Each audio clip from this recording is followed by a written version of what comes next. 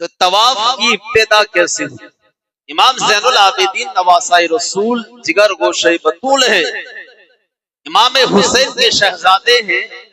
ایک دن طواف کر رہے تھے، دوران طواف کسی نے سوال کیا مگر آپ نے کوئی توجہ نہ فرمائی، حتیٰ کہ آپ نے طواف کے ساتھ چکر مکمل فرمائے، پھر حتیم میں تشریف لائے، میزاب رحمت کے نیچے 2 رکعت نماز ادا فرمائی، پھر سیدھے بیٹھ گئے اور فرمایا کہ وہ سوال کرنے والا کہاں ہے؟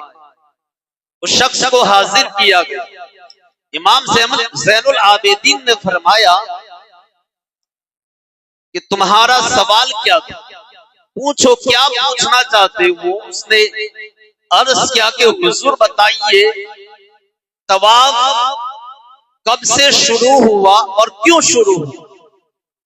امام زین العابدین نے فرمایا کہا کہ رہنے والے ہوں، کہا کہ میں ملک شام سے ہوں، فرمایا ملک شام میں کس جگہ سے؟ کہا بیت المقدس کے قریب۔ تو امام زین العابدین نے پھر پوچھا کیا تو نے تورات اور انجیل پڑھی ہے؟ اس نے عرض کی کہ جی ہاں میں نے پڑھی ہے۔ اب امام زین العابدین رضی اللہ تعالیٰ عنہ نے اس کے سوال کا جواب دیتے ہوئے فرمایا کہ اے شامی جوان میرا جواب یاد کر لے۔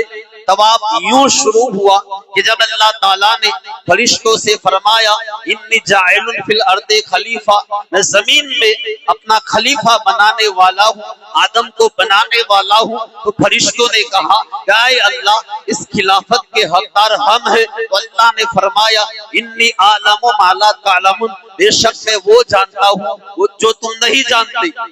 تو اللہ تعالیٰ کے اس ارشاد سے فرشتوں کو لگا کہ شاید اللہ تعالیٰ ہم سے ناراض ہیں، چنانچہ فرشتوں نے عرش الہی کی پناہ لی، 7 سال تک عرش الہی کا طواف کرتے رہے۔